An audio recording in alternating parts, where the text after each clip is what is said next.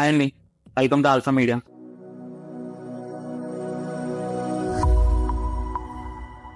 ఈ రోజు మనతో ఉన్నారు Janasena party senior most show నాయకుడు మన వెంకరెడ్డి ప్రసాద్ గారు.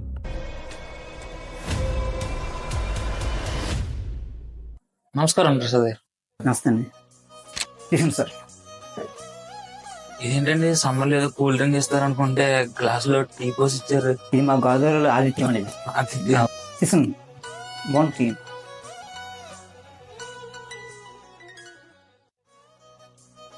బాగుందండి. థ్యాంక్ యూ అండి. బాగుందండి. ఇల్లు సొంతలు కదండి, అది ఇల్లు. ప్రసాద్ గారు, ఇంటర్వ్యూ స్టార్ట్ చేద్దాం. నేను మిమ్మల్ని ముక్కుసుడిగా కొన్ని క్వశ్చన్స్ అడుగుతాను. మీరు కూడా మీ నాయకుడు పవన్ కళ్యాణ్ గారి లాగా ముక్కుసుడిగా సమాధానం చెప్పాలి. డెఫినెట్ గా చెప్తానండి. ప్రసాద్ గారు, వెంకరెడ్డి ప్రసాద్ గారు, మీరు ఈ జనసేన పార్టీలో ఉండడానికి గల కారణం ఏంటండి? అసలు నేను జనసేన పార్టీలో ఉంటే కారణం ఏంటంటే, ముందుకుండా మేము ప్రజారాజ్యం పార్టీలో తిరిగాం. ఓకే. నేను మా ఫ్రెండ్స్ అందరూ కూడా తిరుగుతూ ఉండగా అది పవన్ చిరంజీవి గారిని చాలా మంది రకరకాలుగా తిరుగుతూ మొదలెట్టారు.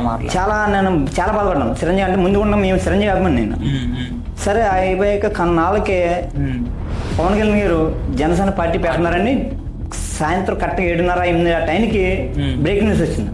ఓకే. నేను కరెక్ట్గా అన్నం కూడా కూర్చున్నాను. వెంటనే ఇదేంటి పవన్ కళ్యాణ్ గారు మళ్ళీ పార్టీ పెడతామేంటి అని నాకు లోన కొత్త ఆడిపోయింది. ఏంటంటే మళ్ళీ చిరంజీవి గారిని ఆ రోజు చాలా మంది తిట్టుకున్నారు. మనం ఎవరో కదా, మన కోపలే, మా కోపలే బోలు మంది తిట్టుకున్నారు. మళ్ళీ పవన్ కళ్యాణ్ గారు పార్టీ పెడతానంటే మళ్ళీ ఆయన తిరుగుతుంటే మనం తట్టుకోలేక చాలా బాధపడ్డాను. మళ్ళీ సరే అని మా వెంటనే ఆయన ఏం చేశానంటే, మా తెరవలే మా సదాశివ గోపి ఉంటే ఆ గోపికి ఫోన్ చేసి, తమ్ముడు మళ్ళీ పవన్ కళ్యాణ్ గారు పార్టీ పెడుతున్నారు, మరి ఏం చేద్దాం ఏంటనంటే, అనయ్య ఆయన మెత్తదనం, పవన్ కళ్యాణ్ గారు అమ్మో చాలా మొండిదనం, సరే మనం ఏదో చేద్దామని ఆ రోజు మన్నాడు రోజు వెళ్ళి బాంబులు జగలో బాంబులు వేసి ఆ రోజు స్వీట్లు పంచి పెట్టాం. స్వీట్లు ఎందుకు పంచి పెడుతున్నాను అడిగారు పెరల్లో. మేము ఆ రోజు ఏం చేసామంటే, ఇంకా పవన్ కళ్యాణ్ గారు పార్టీ పెడుతున్నారు, త్వరలోనే పెడుతున్నారని అని అందరికి స్వీట్లు పంచిపెట్టి జగలో మందు కాల్చాం పెరల్లో, సెంటర్లో నాయనస్వామి గుడి దగ్గర. సరే అక్కడికి అయిపోయింది. అది అయిపోయిన వెంటనే హైదరాబాద్లో ఫస్ట్ ఉన్న మీటింగ్, హైదరాబాద్లో మీటింగ్ పెట్టారు. ఆ మీటింగ్ మేము వెళ్ళలేదు. మేము మన వినాయక గుడి దగ్గర స్క్రీన్ వేయించి అందరూ కూడా మా జన సైనికులు మొత్తం అందరూ చాలా మంది ఉన్నాం కానూరులో. స్క్రీన్ వేయించి ఆ రోజు నుంచి స్టార్ట్ అయ్యాం. ఆ రోజు నుంచి జనసేన పుట్టింది మార్చి 14 తారీఖుని. ఆ రోజు నుంచి కూడా మేము ఈ రోజు దాకా ఎన్నో కార్యక్రమాలు చేస్తాం, సేవా కార్యక్రమాలు చేస్తాం, మళ్ళీ ముందు కూడా చేస్తూ ఉంటాం. ఆయన ఆశయాలకి ఇంకా ముందుకు వెళ్తూ ఉంటాం మేము. అదే ప్రసాద్ గారు, మీరు అన్నారు కాబట్టి అడుగుతున్నాను. గతంలో చిరంజీవి గారు ప్రజారాజ్యం పెట్టి తీసేశారు కదండి, అలాగా ఆయన తమ్ముడు గారు పవన్ కళ్యాణ్ గారు ఫ్యూచర్ లో పార్టీ తీసేస్తారు అన్న ఉద్దేశం మీకు ఎప్పుడు రాలేదా?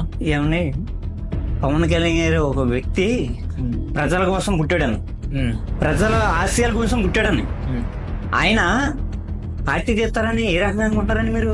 చిరంజీవి గారి మీద కూడా అలాగే నమ్మకం పెట్టుకున్నారు. లేదు, ఆయన వేరు ఈయన వేరన్నా. ఈ రోజే కాకపోయినా ఇంకో రోజైనా సరే ఆయన సీఎం అయ్యడం 100% కరెక్ట్ అండి.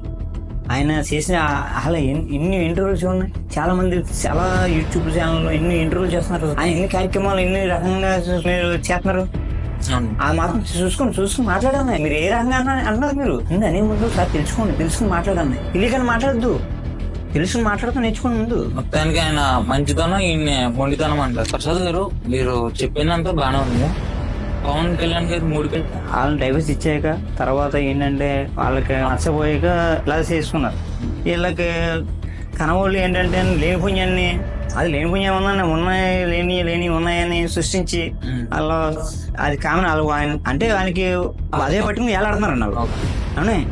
మీకు ఇంకోటి తెలియదు, ఇప్పుడు 4 వచ్చిందండి. మా అన్నయ్య ఇప్పుడే మొన్న రిలీజ్ చేశారు 4. ప్రసాద్ గారు, పార్టీ కోసం మీరు మీ ఆస్తులు కూడా అమ్ముకున్నారంట, నిజమేనా?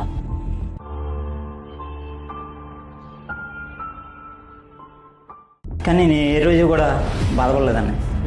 ఏ రోజు కూడా నేను బాధపడలేదు.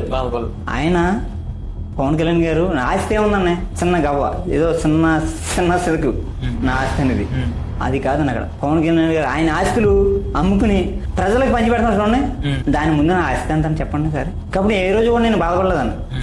ఏమండి, నా కుటుంబం ముందు 100 కుటుంబాలు బాగుపడతాయంటే కొన్ని 100 కుటుంబాలు బాగుపడతాయని నా కుటుంబం పోయినా పర్లేదన్న. ఇది మాత్రం వాస్తవం చెప్తున్నాను. వచ్చారండి మీరు ఇక్కడ సేమ్ మీ నాయకుడు పవన్ కళ్యాణ్ గారు లాంటి. ప్రసాద్ గారు, మీ నాయకుడు పవన్ కళ్యాణ్ గారిని మొదటిసారి చూసినప్పుడు మీ ఫీలింగ్ ఏంటండి?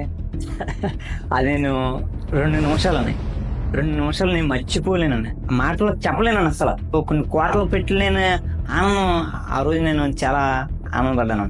ఆ రోజు నాలో ఎంత బాధ ఉన్నా, నాలో ఎంత ఇది కుదుకుదలన్నా కొన్ని సమస్యలు ఉన్నా కూడా ఆ క్షణం పవన్ కళ్యాణ్ గారి వీడియో కానీ ఆ మూవీ కానీ చూస్తే అదే ఆయన నువ్వు 2 నిమిషాల్లో రిలీజ్ అయిపోతానండి వెంటనే.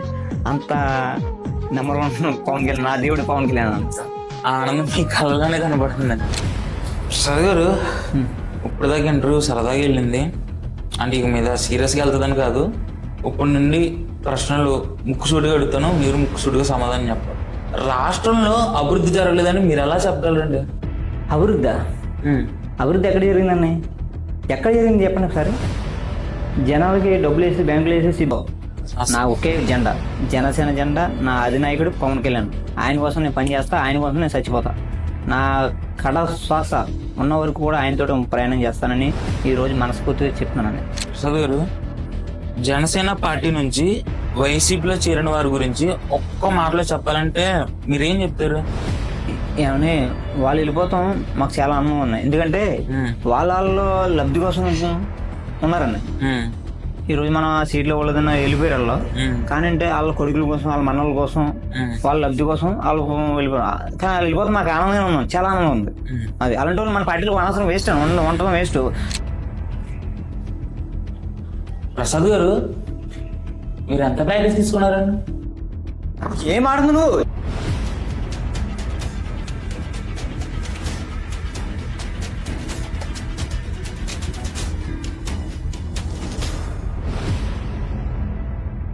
ఇప్పటి వరకు మనం మాట్లాడుకునే విధానం బట్టి మీరేంటో నాకు అర్థమైంది. ఈ క్వశ్చన్ అడగడం తప్పే, కానీ యాజ్ ఏ యాంకర్గా వాళ్ళు క్వశ్చన్స్ రాసి ఇచ్చారు, నేను అడగాలి కాబట్టి అడిగాను. మీకు కోపంగా ఉంటే క్షమించండి. సింపుల్గా అడుగుతున్నాను, మీరు ఎంత ప్యాకేజ్ తీసుకున్నారో నార్మల్గా ఆన్సర్ చెప్పండి, యాజ్ ఏ ఇంటర్వ్యూగా. ఏమన్నా ప్యాకేజ్ తీసుకున్న కారణం నాకేంటి చెప్పండి. అలా ప్యాకేజ్ తీసుకున్న వాళ్ళం అయితే నేను బోల్ ఆస్తులు కొనుక్కుంది కదా, ఉన్నది ఎందుకు అమ్ముకుంటాను చెప్పండి. ఒకవేళ తీసుకునే వాళ్ళం అయితే నిరూపించగలరు మీరు. ఏమన్నా మేము పవన్ కళ్యాణ్ అడుగు జాడలు నడితేకి వచ్చామండి. ఆయన సేవ చేస్తాకు వచ్చాం. ఆయన అడుగు జాడలను ఆయన చెప్పే విధానంగా మేము ఫాలో అవుతాం. ఒకరికి మేము ఇంకా హెల్ప్ చేస్తూ ఉంటాం తప్పని ఒకళ్ళ దగ్గర మేము ఆశించే రూపాయలు మేము కాదండి. పొత్తుపై మీ అభిప్రాయం ఏంటండి? ఆనాడు రాక్షసుని చంపడానికి దేవుడికే తప్పలేదు సాయం పొందడంలో. ఈనాడు ఈ దుర్మార్గం పాలన నుంచి మీ ఇంటికి పంపిస్తాకే ఈ కూటమితో బయలుదేరామని, ఖచ్చితంగా ఇంటికి పంపిస్తాక రెడీగా ఉన్నామని మేము. కూటమే గెలిపు. ప్రసాద్ గారు, చివరిగా ఒక ప్రశ్న, వైసీపీ వాళ్ళకి మీరు ఏమైనా చెప్పాలనుకుంటున్నారా? మొన్న మా నాయకుడు గారు పవన్ కళ్యాణ్ గారు చెప్పారు, తట్టబుట్ట చదువు రెడీగా ఉన్నామని. Hello AP, bye bye YCP.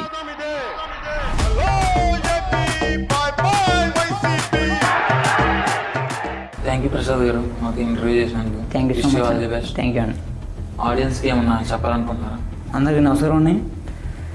ప్రతి ఒక్కరు కూడా గాజు స్ఫూర్తి ఓటేయాలని మనస్ఫూర్తి కోరుకుంటున్నాను. అలాగే మా కూటమిని ముందుకు తీసుకెళ్ళాలని మనస్ఫూర్తి కోరుకుంటూ, జై జనసేన, జై పవన్ కళ్యాణ్, జై హింద్.